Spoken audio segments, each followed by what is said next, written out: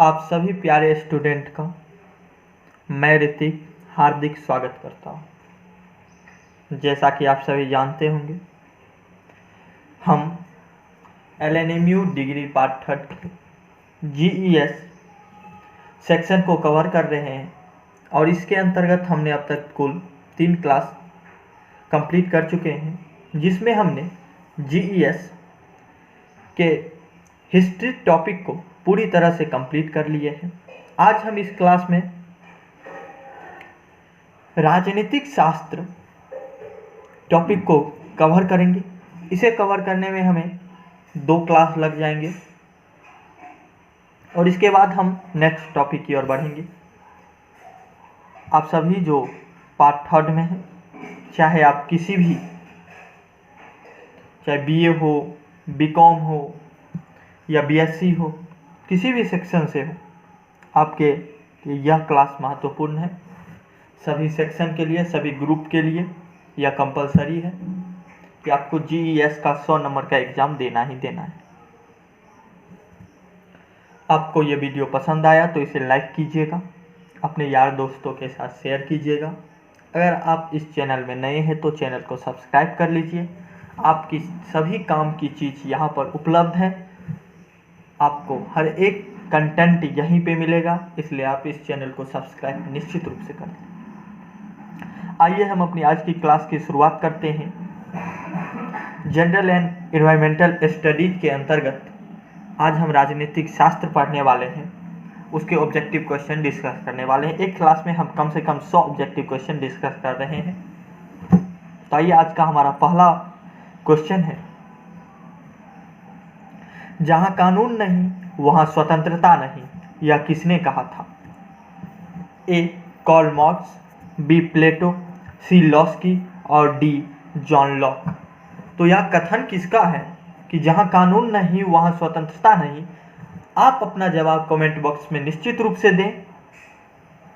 इस सवाल का सही उत्तर ऑप्शन D है, जॉन लॉक। नेक्स्ट सवाल, किसने कहा था मनुष्य एक सामाजिक प्राणी है?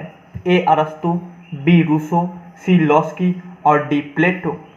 तो मनुष्य एक सामाजिक प्राणी है या अरस्तु का कथन था, तो A इसका सही उत्तर हो जाएगा, अरस्तु। पॉलिटिक्स शब्द का सबसे पहले किसके द्वारा प्रयोग किया गया था? तो अरस्तु के द्वारा ही पॉलिटिक्स शब्द का सबसे पहले प्रयोग किया गया था, तो A इसका सही उत्तर है।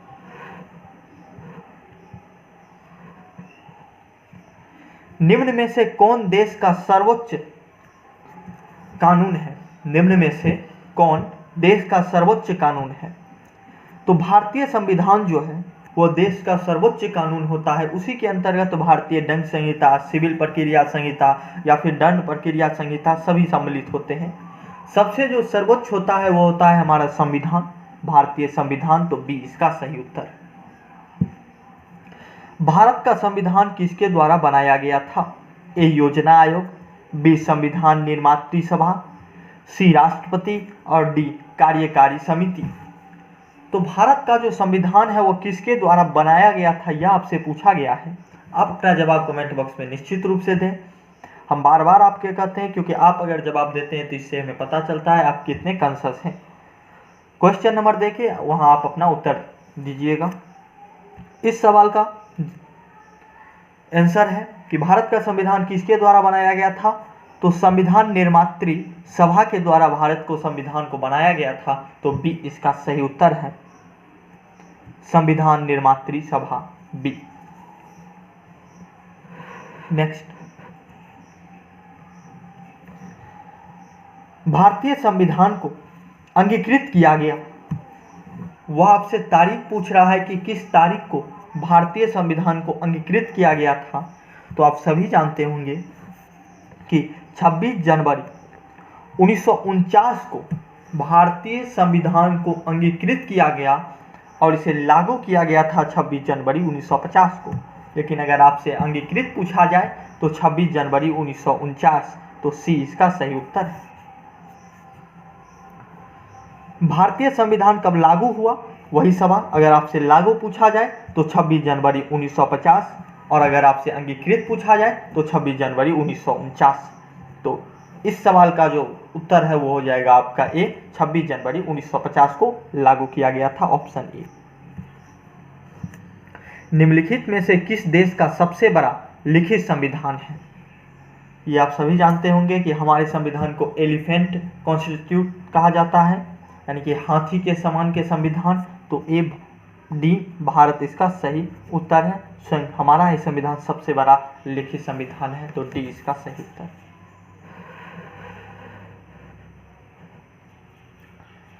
भारत का मूल संविधान कहाँ संरक्षित है? तो जो हमारा मूल संविधान है, जो पहली बार जिस पे लिखा गया था, वो अब भी संसद भवन में संरक्षित है। आप अगर संसद भवन का भ्रमण करिएगा तो संसद भवन का जो मेन कक्ष है वहाँ में बीचों बीच उसे संरक्षित करके रखा गया है। तो सी इसका सही उत्तर हो जाएगा, संसद भवन। भारत के राष्ट्रीय ध्वज के अशोक चक्र में कितनी तिल्लियां हैं? तो जो हमारे राष्ट्रीय ध्वज हैं उसके बीचों बीच जो चक्र है उसमें कुल 24 तिल्लियां होती है। तो डी इसका सही उत्तर है, 24 तिल्लियां। नेक्स्ट, भारत के राष्ट्रीय ध्वज में चक्र क्या निरूपित करता है? तो जो राष्ट्रीय ध्वज है उसके बीचों बीच जो चक्र है वो किस चीज का प्रतीक है, वह क्या निरूपित करता है? तो वह सत्य को निरूपित करता है। तो बी इसका सही उत्तर है, सत्य। नेक्स्ट, संघीय प्रकार के शासन का गंभीर दोष क्या है? संघीय प्रकार के शासन का गंभीर दोष क्या है? ए, पृथकीकरण का खतरा, बी, सत्तावादी शासन, सी, स्थानीय हितों की उपेक्षा, और डी, अकुशल प्रशासन। तो जो संघीय प्रकार के जो शासन का गंभीर दोष है वह होता है पृथकीकरण का खतरा। तो ए इसका सही उत्तर है। नेक्स्ट, दोहरी नागरिकता निम्नलिखित में से किसकी विशेषता है? दोहरी नागरिकता होती है संघीय सरकार की विशेषता। तो इसका बी सही उत्तर हो जाएगा।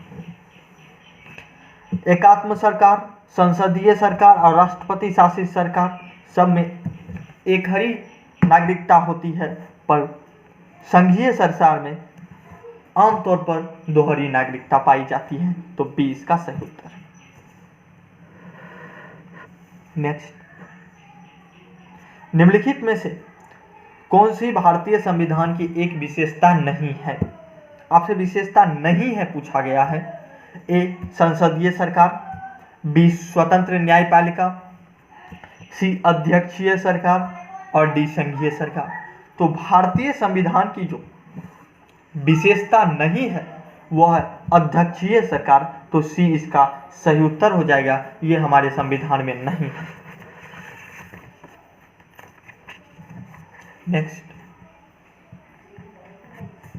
भारत का संविधान है संघनात्मक, अर्धसंघनात्मक, एकात्मक और अध्यक्षीय। तो भारत का जो संविधान है वह अर्धसंघनात्मक है। तो बी इसका सही उत्तर हो जाएगा। न ही हम पूरी तरह से संघनात्मक है, न ही हम पूरी तरह से एकात्मक है, और न ही अध्यक्षीय है। तो हम अर्धसंघनात्मक की ओर बढ़ते हैं, अर्धसंघनात्मक ही है। तो बी इसका सही उत्तर हो जाएगा। लोकतांत्रिक समाजवाद का क्या उद्देश्य है? तो जो लोकतांत्रिक समाजवाद का मुख्य उद्देश्य है वह है लोकतांत्रिक साधनों द्वारा समाजवाद की स्थापना। तो डी इसका सही उत्तर हो जाएगा, लोकतांत्रिक साधनों द्वारा समाजवाद की स्थापना। नेक्स्ट, लोकतांत्रिक प्रणाली के लिए निम्न में से कौन सा तत्व आवश्यक है? ए, स्वतंत्र एवं निष्पक्ष चुनाव, बी, अवसर की समानता, सी, अधिकारों का संरक्षण, और डी, उपर्युक्त सभी। तो एक लोकतांत्रिक प्रणाली के लिए ये सभी ही तत्व आवश्यक होते हैं, इसलिए इसका सही उत्तर डी हो जाएगा। ये तीनों तत्व आवश्यक हैं। तो डी सही उत्तर है। जनता का जनता के लिए जनता द्वारा यह कथन निम्नलिखित में से किसके द्वारा दिया गया था? जनता का जनता के लिए जनता द्वारा यह कथन आप सभी जानते होंगे, अब्राहम लिंकन के द्वारा दिया गया है। तो ए इसका सही उत्तर है। व्यक्ति बदल जाता है लेकिन विधि नहीं बदलती, यह सिद्धांत है। तो तो यह संवैधानिक सरकार की सिद्धांत होता है कि व्यक्ति बदलता है पर विधि कानून कभी नहीं बदलता है। ये संवैधानिक सरकार का सिद्धांत है। नेक्स्ट, निम्नलिखित में से कहाँ लोकतंत्र नहीं है? अमेरिका, नॉर्वे, भारत और चीन। तो इनमें चीन में लोकतंत्र उपलब्ध नहीं है, वह साम्यवादियों की सरकार है, इसलिए वहां पे लोकतंत्र नहीं है। तो डी चीन हो जाएगा। नेक्स्ट, अस्थायी सरकारों का आधार क्या है? अभिजात तंत्र, धर्मनिरपेक्ष राज्य, लोकतंत्र, आरक्षण।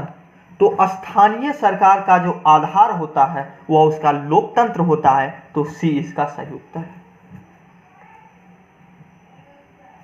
नेक्स्ट, भारतीय संविधान में मूल अधिकार को किस देश के संविधान से लिया गया है?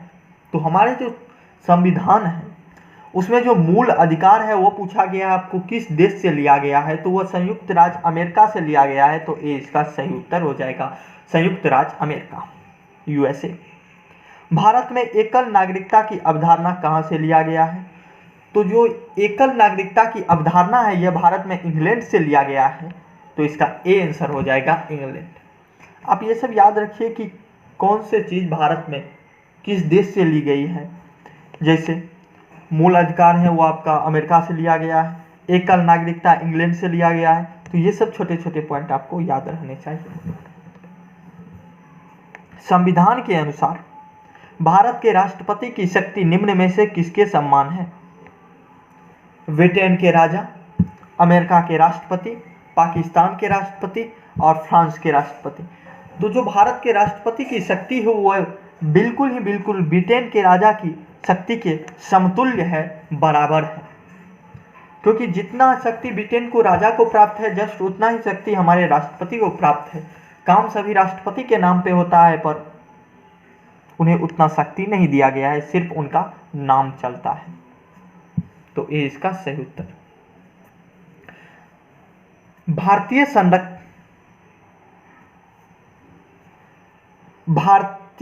संसद ने पर्यावरण संरक्षण अधिनियम कब पारित किया? ए 1972, बी 1984, सी 1981 और डी 1986। तो भारतीय संसद ने पर्यावरण संरक्षण अधिनियम 1986 को पारित किया था। तो डी इसका सही उत्तर है, 1986। भारत में किस प्रकार का लोकतंत्र है? प्रत्यक्ष, अध्यक्षीय, प्रतिनिधित्व और तानाशाही। तो भारत में प्रतिनिधित्व लोकतंत्र पाया जाता है, प्रतिनिधि चुन के जाते हैं, इसलिए सी इसका सही उत्तर हो जाएगा। भारतीय संविधान में संविधान संशोधन करने की प्रक्रिया को कहां से लिया गया है? तो जो हमारे संविधान है उनमें संविधान संशोधन करने की जो प्रक्रिया है वह दक्षिण अफ्रीका से लिया गया है। तो सी इसका सही उत्तर हो जाएगा। मूल अधिकार अमेरिका से, एकल नागरिकता इंग्लैंड से और संविधान संशोधन की प्रक्रिया दक्षिण अफ्रीका से। तो सी इसका सही उत्तर है। भारत के संविधान का निर्माता किसे कहा जाता है? आप सभी जानते होंगे कि हमारे संविधान के निर्माता किसे कहा जाते हैं। Doctor B R. अम्बेडकर को, भीमराव अम्बेडकर को भारत के संविधान का निर्माता कहा जाता है। तो बी इसका सही उत्तर हो जाएगा।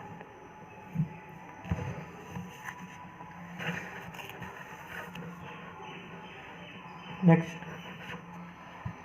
संविधान सभा की प्रारूप समिति के अध्यक्ष कौन थे? ड्राफ्ट कमेटी जो बनी थी, प्रारूप समिति, उसके अध्यक्ष कौन थे? A K M. Munshi, B P D. Khetan, C doctor B R. Ambedkar और डी कृष्णमाचार्य। तो जो ड्राफ्ट कमेटी थी, प्रारूप समिति थी, उसके अध्यक्ष थे बी.आर. अम्बेडकर। तो सी इसका सही उत्तर हो जाएगा, डॉक्टर बी.आर. अम्बेडकर। निम्न में से किसे संविधान की आत्मा के रूप में परिभाषित किया गया है? मूल अधिकार, मूल कर्तव्य, राज्य की नीति निर्देशक तत्व और प्रस्तावना।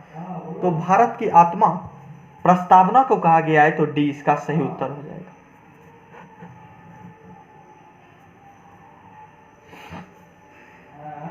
भारतीय संविधान की प्रस्तावना में निम्नलिखित में से किस अभिव्यक्ति का प्रयोग नहीं किया जाता है? तो संघीय जो अभिव्यक्ति है इसकी प्रयोग नहीं किया जाता है, बाकी सब शब्दों का उसमें प्रयोग है, पर संघीय शब्द का प्रयोग नहीं है, तो डी हो जाएगा।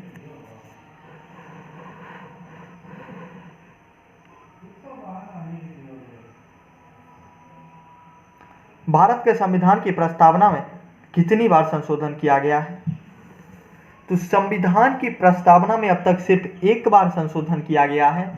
जब इंदिरा जी की सरकार थी तो उन्होंने संविधान में कुछ 3 शब्दों को ऐड ऑन किया था, उसमें जोड़ा था, बस वही एक बार ही संशोधन प्रस्तावना में किया गया है। 3 शब्द जोड़े थे जो वो रूस से एडॉप्ट करके हमारे प्रस्तावना में जोड़े थे, तो एक बार सी इसका सही उत्तर है।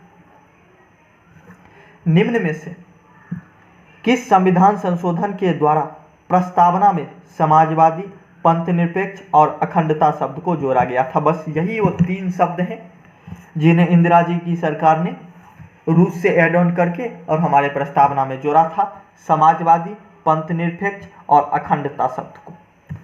यह संशोधन जो हुआ था वह 42वां संशोधन में हुआ था, तो ए इसका सही उत्तर है, 42वां संविधान संशोधन।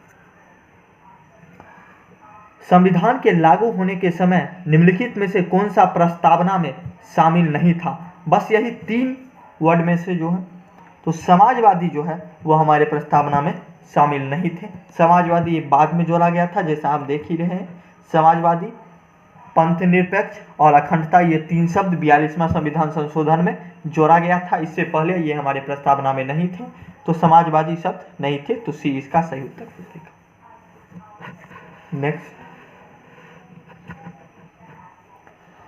प्रस्तावना का वह कौन सा गुण है जो यह कहता है कि कोई भी भारतीय नागरिक किसी अन्य नागरिक का अनादर न करे? तो यह प्रस्तावना का बंधुता जो गुण है, जो बंधुत्ववाद का उसमें शब्द का प्रयोग किया गया है, वही यह कहता है कि एक नागरिक दूसरे नागरिक का अनादर न करे, तो डी इसका सही उत्तर है, बंधुता।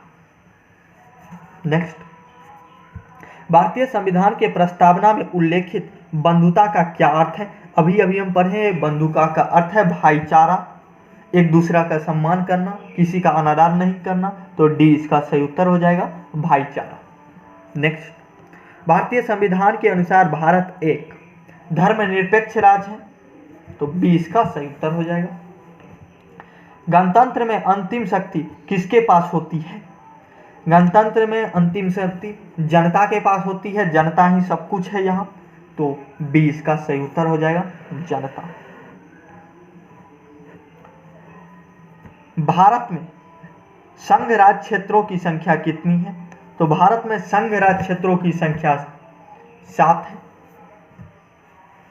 तो बी इसका सही उत्तर हो जाएगा आपके अकॉर्डिंग सिलेबस के अनुसार। निम्न में से कौन एक संघ राज्य क्षेत्र नहीं है? तो नागालैंड एक संघ राज्य क्षेत्र नहीं है, तो बी इसका सही उत्तर हो जाएगा। इनमें से कौन सा संघ राज्य क्षेत्र नहीं है? फिर वही सवाल है, नागालैंड संघ राज्य क्षेत्र नहीं है। एक ही सवाल को 2 तरीके से पूछा गया है और दोनों में उत्तर आपका नागालैंड ही होगा।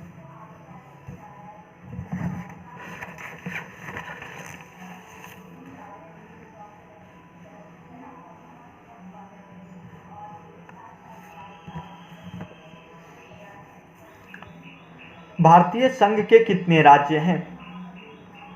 27, 28, 30, 29। देखिए, करंट में आप सभी जानते होंगे 28 राज्य हैं, पर आपके सिलेबस के अकॉर्डिंग 29 दिया गया है, तो इस क्वेश्चन के लिए 29। पर अगर करंट में ये सवाल आए तो हमारा सजेशन है आप 28 ही लगाए, तो बी इसका सही। भारत के संविधान में कितनी अनुसूचियां हैं? भारत के संविधान में कुल 12 अनुसूचियां हैं, तो डी इसका सही उत्तर हो जाएगा। भारतीय संविधान के संघ सूची में कुल कितने विषय हैं? भारतीय संविधान की जो संघ सूची है उसमें कुल 97 विषय हैं। संघ सूची बना था, राज्य सूची बना था और एक दोनों का सम्मिलित सूची बना था। तो संघ सूची में कुल 97 मामले हैं, 97 विषय हैं, तो सी इसका सही उत्तर है।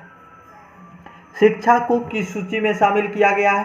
तो शिक्षा को समवर्ती सूची में, संघ और राज्य का जो मिश्रित सूची है उसमें सम्मिलित किया गया है, तो सी इसका सही उत्तर है, समवर्ती सूची। भारतीय संविधान में कितने भाग हैं? तो भारतीय संविधान में कुल 22 भाग हैं, तो ए इसका सही उत्तर हो जाएगा। भारतीय संविधान के कितने अनुच्छेद हैं? तो भारतीय संविधान के कुल 395 अनुच्छेद हैं, तो डी इसका सही उत्तर है, 395। संविधान के किस भाग में मूल अधिकार को अधिकार दिया गया है? तो संविधान के भाग 3 में मूल अधिकार वर्णित किया गया है, तो सी इसका सही उत्तर है, भाग 3। संविधान के भाग 4 में निम्नलिखित में से किसका उल्लेख किया गया है? तो संविधान के भाग 4 में राज्य के नीति निर्देशक तत्व का उल्लेखित किया गया है, तो इसका सी उत्तर सही हो जाएगा, राज्य की नीति निर्देशक तत्व। और आज का 50वां क्वेश्चन,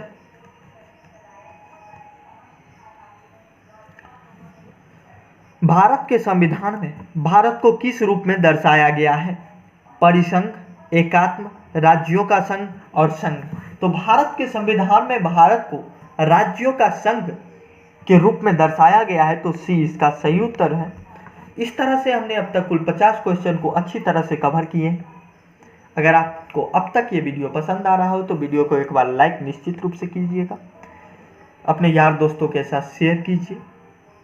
चैनल में नए हैं तो चैनल को सब्सक्राइब निश्चित रूप से कर दें।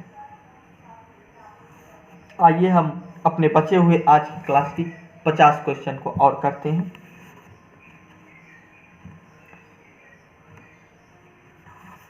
निम्न में से कौन सा राज्य का आवश्यक कौन सा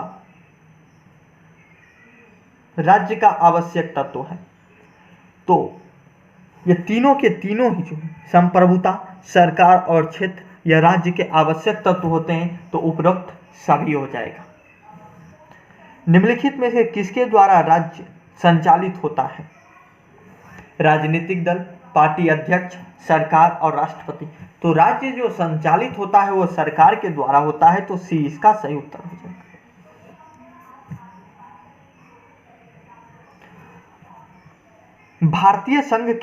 भारतीय संघ में नए राज्य की स्वीकृति कौन देता है? तो जो भारतीय संघ है उसमें नए राज्य की स्वीकृति कौन देता है? राष्ट्रपति, उच्चतम न्यायालय, प्रधानमंत्री और संसद। तो नए राज्य की स्वीकृति हमेशा ही संसद ही देता है, और संसद के स्वीकृति के बाद राष्ट्रपति के सिग्नेचर होते ही लागू हो जाता है, तो डी इसका सही उत्तर। निम्नलिखित में से भाषा के आधार पर बनने वाला प्रथम राज्य कौन सा है? ये आपके लिए VVI क्वेश्चन है, आपको यह पता भी होना चाहिए कि भाषा पर गठित होने वाला प्रथम राज्य कौन है। भाषा पे आधार पर गठित होने वाला प्रथम राज्य आंध्र प्रदेश है, तो डी इसका सही उत्तर हो जाएगा, बी इसका सही उत्तर हो जाएगा, आंध्र प्रदेश।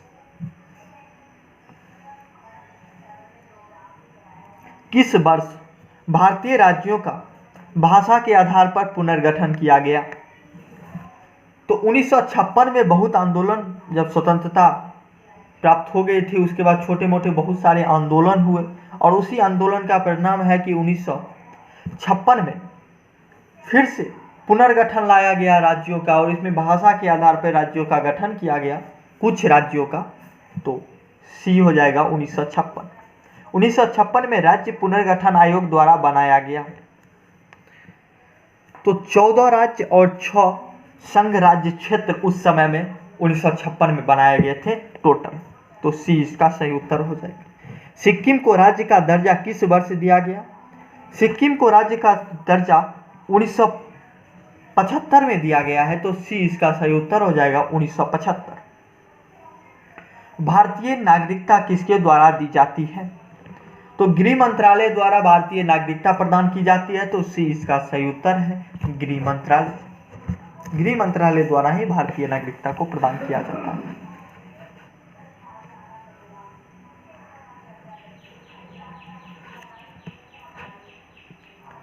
भारतीय संविधान का कौन सा अनुच्छेद संसद को नागरिकता का अधिकार विनियमित करने की शक्ति देता है। तो जो भारतीय संविधान का वह कौन सा अनुच्छेद है जो संसद को नागरिकता का अधिकार विनियमित करने की शक्ति प्रदान करता है? वह अनुच्छेद है अनुच्छेद 11। तो डी इसका सही उत्तर हो जाएगा। निम्न में से कौन सा अनुच्छेद इंडिया को भारत के रूप में वर्णित करता है? तो अनुच्छेद पहला जो है वही ये कहता है हम भारत के लोग, भारत को, हम भारत के लोग। तो अनुच्छेद प्रथम में ही यह कहा गया है, तो अनुच्छेद 1 हो जाएगा। भारत में नए राज्यों का निर्माण किसके द्वारा संपन्न किया जाता है? जैसे कि अभी अभी हमने पढ़े, तो भारत में जो है सो नए राज्यों का निर्माण जो है वो साधारण बहुमत से द्वारा संपन्न किया जाता है। तो बी इसका सही उत्तर है। भारतीय संविधान का कौन सा अनुच्छेद निम्नलिखित में से विधि के समक्ष समता के अधिकार से संबंधित है? तो अनुच्छेद जो 14 है वो समता के अधिकार से संबंधित है, क्योंकि अनुच्छेद 12 से लेकर 19 तक जो भी 12 से लेकर और 35 तक, 19 नहीं 12 से लेकर 35 तक जो हमारा अनुच्छेद है, जो हमारा टॉप मोस्ट अनुच्छेद होता है, 12 और 13 को छोड़ दें और अगर हम 14 से 35 तक की बात करें तो ये सबसे इम्पोर्टेंट हमारे संविधान का अनुच्छेद है, जो नागरिक को प्रदान की गई है। ये हमारा फंडामेंटल राइट है। तो अनुच्छेद 14 में विधि के समता के अधिकार से संबंधित है। तो बी इसका सही उत्तर हो जाएगा अनुच्छेद 14। निम्न में से कौन सा अनुच्छेद समता के अनुच्छेद का प्रावधान करता है? तो अभी अभी पढ़े हैं अनुच्छेद 14 समता के अधिकार का प्रावधान करता है। तो ए इसका सही उत्तर हो जाएगा। भारतीय संविधान का कौन सा अनुच्छेद सभी नागरिकों को लोक नियोजन में अवसर की समानता का प्रावधान करता है? तो लोक नियोजन में अवसर की समानता को अनुच्छेद 16 प्रदान करता है। तो बी इसका सही उत्तर हो जाएगा। भारतीय संविधान का निम्नलिखित में से कौन सा अनुच्छेद अस्पृश्यता का पूर्ण रूप से निषेध करता है? तो यह अनुच्छेद 17 है। सी इसका सही उत्तर हो जाएगा। संविधान के अनुच्छेद 17 और 18 निम्न में से क्या प्रावधान करता है? तो सामाजिक समता को प्रदान करता है। तो ए इसका सही उत्तर हो जाएगा सामाजिक समता। भारतीय संविधान का अनुच्छेद 19 उपलब्ध करता है 6 स्वतंत्रता उपलब्ध करता है। तो ए इसका सही उत्तर हो जाएगा।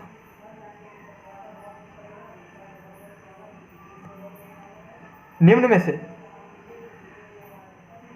किस अधिकार के तहत प्रेस की आजादी दी गई है? अभिव्यक्ति का जो अधिकार है उसी के तहत प्रेस को आजादी दी गई है। तो बी इसका सही उत्तर हो जाएगा अभिव्यक्ति का अधिकार।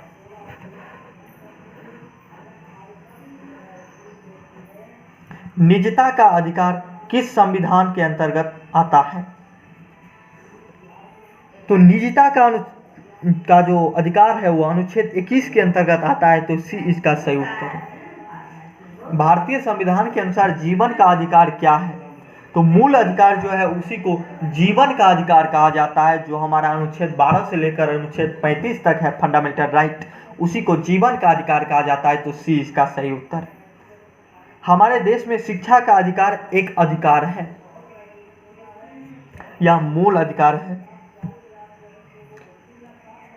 भारतीय संविधान किस उम्र तक के बच्चों को निःशुल्क एवं अनिवार्य शिक्षा देता है? तो 14 वर्ष की आयु तक के बच्चों को निःशुल्क एवं अनिवार्य शिक्षा का प्रावधान हमारे मूल अधिकार में किया गया है। तो बी इसका सही उत्तर हो जाएगा। नेक्स्ट,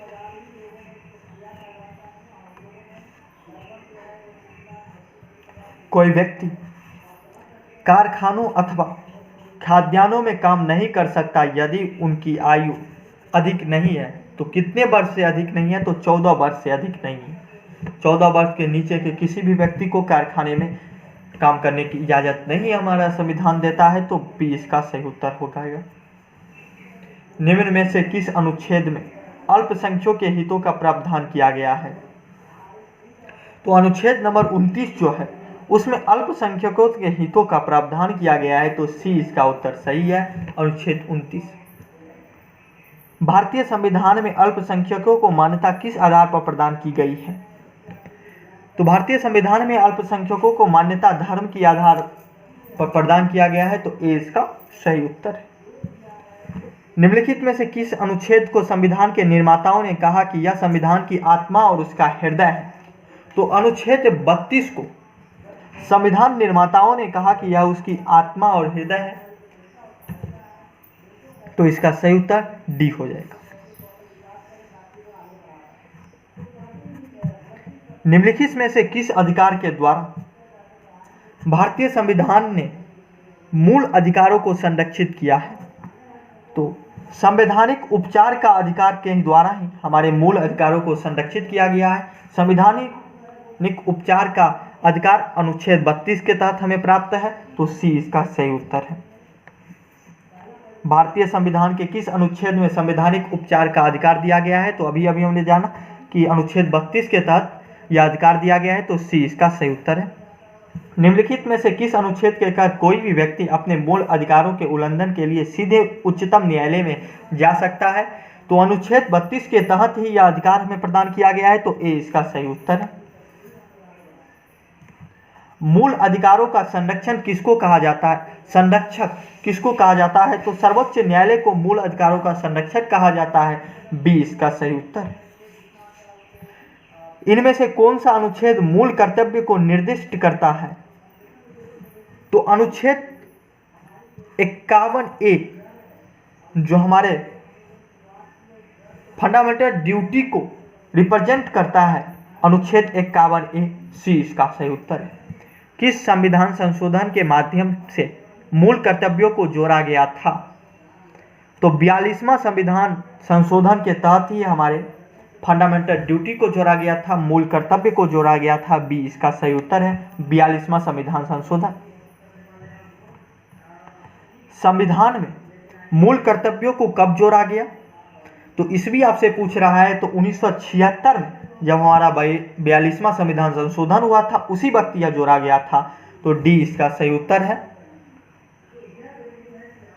नेक्स्ट, संविधान में कितने मूल कर्तव्यों को शामिल किया गया है? तो संविधान में कुल 11 मूल कर्तव्यों को शामिल किया गया है, सी इसका सही उत्तर है।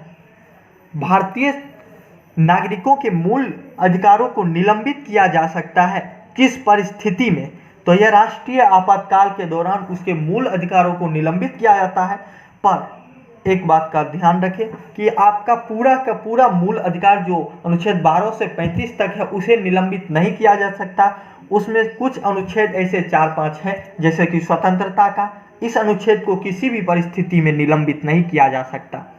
ऐसे ही 1-2 और अनुच्छेद है जिसे किसी भी परिस्थिति में निलंबित नहीं किया जा सकता। बाकी सभी अनुच्छेदों को राष्ट्रीय आपातकाल के दौरान निलंबित किया जा सकता है, तो ए इसका सही उत्तर है। संविधान के लागू होने के समय कितने मूल अधिकार थे? जब संविधान लागू हुआ था उस समय 7 मूल अधिकार दिया गया था, लेकिन उसके बाद उसमें से संपत्ति के अधिकार को हटा दिया गया। अब सिर्फ हमारे पास 6 मूल अधिकार हैं। संपत्ति का जो अधिकार है उसे अब मूल अधिकार फंडामेंटल राइट से हटा दिया गया है। तो करंट में 6 हैं, लेकिन जब संविधान लागू हुआ था उस वक्त मूल अधिकार 7 थे, तो बी इसका सही उत्तर।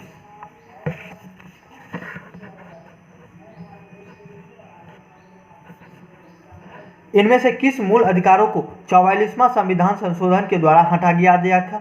बस वही संपत्ति का जो अधिकार है उसी को 44वां संविधान संशोधन के द्वारा हटा दिया गया था, और तब से सिर्फ 6 मूल अधिकार हमारे पास हैं, तो बी इसका सही उत्तर है। निम्नलिखित में से कौन सा मूल अधिकार नहीं है? तो संपत्ति का अधिकार जिसे हटा दिया गया था वो हमारा मूल अधिकार नहीं है। उसके अलावा समानता का अधिकार, स्वतंत्रता का अधिकार और शोषण के विरुद्ध अधिकार, ये तीनों के तीनों ही हमारे फंडामेंटल राइट है, मूल अधिकार है। तो सी संपत्ति का अधिकार हमारा फंडामेंटल राइट नहीं है, मूल अधिकार नहीं है, तो सी इसका सही उत्तर हो जाएगा। इनमें से किस संविधान संशोधन के द्वारा संपत्ति के अधिकार को हटा दिया गया था? अभी अभी हमने पढ़ा है कि 44वें संविधान संशोधन के द्वारा संपत्ति के अधिकार को मूल अधिकार से, फंडामेंटल राइट से हटा दिया गया था, तो ए इसका सही उत्तर है 44वां संविधान संशोधन। भारतीय संविधान के अनुसार संपत्ति का अधिकार है, पहले यह मूल अधिकार था, पर जब इसे हटा दिया गया तब यह सिर्फ और सिर्फ एक विधिक अधिकार है, तो सी इसका सही उत्तर है। संपत्ति के अधिकार को मूल अधिकार के से किस सरकार के समय हटाया गया? तो यह जब मोरारजी देसाई की सरकार थी उसी वक्त इसे मूल अधिकार फंडामेंटल राइट से हटाया गया था। तो बी इसका सही उत्तर है। नेक्स्ट, निम्नलिखित में से कौन सा राजनीतिक अधिकार है? तो चुनाव लड़ने का अधिकार जो है वह एक राजनीतिक अधिकार है। बाकी स्वतंत्रता का अधिकार, विधि के समक्ष समता का अधिकार, जीवन का अधिकार, ये सब आपका फंडामेंटल राइट्स है। तो राजनीतिक अधिकार चुनाव लड़ने का अधिकार है। तो बी इसका सही उत्तर है। निम्नलिखित में से कौन सा मूल अधिकार में शामिल नहीं है? समता का अधिकार जो कि मूल अधिकार में शामिल है। शोषण के विरुद्ध अधिकार ये भी मूल अधिकार में शामिल है। धर्म की स्वतंत्रता का अधिकार ये भी मूल अधिकार में शामिल है। तो बचा सिर्फ एक, हड़ताल करने का अधिकार। ये हमारे फंडामेंटल राइट मूल अधिकार में शामिल नहीं है। तो सी इस क्वेश्चन का सही उत्तर है, हड़ताल करने का अधिकार। नेक्स्ट, कुछ मौलिक अधिकारों को निम्नलिखित में से किसे नहीं दिया गया है? तो विदेशी नागरिकों को मौलिक अधिकार के अंतर्गत नहीं रखा गया है। तो बी इसका सही उत्तर है। भारतीय संविधान के अनुसार इनमें से कौन सा मूल अधिकार नहीं है? शिक्षा का अधिकार जो कि मूल अधिकार है। भाषण और अभिव्यक्ति का अधिकार ये भी मूल अधिकार है। जीवन का अधिकार ये भी मूल अधिकार है। तो बचा सिर्फ एक ही, सूचना का अधिकार, ये हमारा मूल अधिकार नहीं होता है। तो बी इसका सही उत्तर हो जाएगा, सूचना का अधिकार। भारत में सूचना का अधिकार कब अधिनियमित हुआ? तो 15 जून 1905 को सूचना के अधिकार को अधिनियमित किया गया। तो सी इसका सही उत्तर है, 15 जून 2005। 15 जून 2005 को सी इसका सही उत्तर। शिक्षा का अधिकार अधिनियम कब लागू किया गया? 1 अप्रैल 2010 को शिक्षा का अधिकार अधिनियम को लागू किया गया था। बी इसका सही उत्तर है। नेक्स्ट, निम्नलिखित में से किस वर्ष आतंकवाद रोकथाम अधिनियम पोटा अधिनियमित हुआ? तो 2002 में आतंकवाद रोकथाम अधिनियम पोटा को अधिनियमित किया गया। जब 2001 में बॉम्बे में ताज होटल पे आतंकवादियों का हमला हुआ था, उसी के पश्चात यह आतंकवाद रोकथाम अधिनियम पोटा लाया गया और 2002 में इसे लागू कर दिया गया। तो सी इसका सही उत्तर। कल्याणकारी राज्य का विचार निहित है राज्य की नीति के निर्देशक तत्व में। जो राज्य का नीति निर्देशक तत्व है उसी में यह निहित किया गया है कि अगर उसके अकॉर्डिंग राज्य काम करे तो वह एक कल्याणकारी राज्य की स्थापना कर सकते हैं। तो बी इसका सही उत्तर है। आज का 100 क्वेश्चन, संविधान का कौन सा भाग राज्य की नीति के निर्देशक सिद्धांतों से संबंधित है? राज्य के नीति निर्देशों के सिद्धांत से जो संबंधित भाग है वह है हमारा भाग 4। तो बी इसका सही उत्तर है। आज हम इस क्लास में 100 क्वेश्चन कवर किए हैं। पॉलिटी की जो हमारा GES सेक्शन है उसमें राजनीतिक शास्त्र का 100 क्वेश्चन हमने कवर किया है। उम्मीद करता हूँ आपको यह क्लास पसंद आई हो। अगर आपको यह क्लास पसंद आई है तो आप लाइक कीजिए, वीडियो को अपने यार दोस्तों के साथ शेयर कीजिए। चैनल में नए हैं तो चैनल को सब्सक्राइब निश्चित रूप से कर लें। आप इस चैनल में बने रहें, यहाँ आपको मिथिला यूनिवर्सिटी का हर अपडेट दिया जाएगा।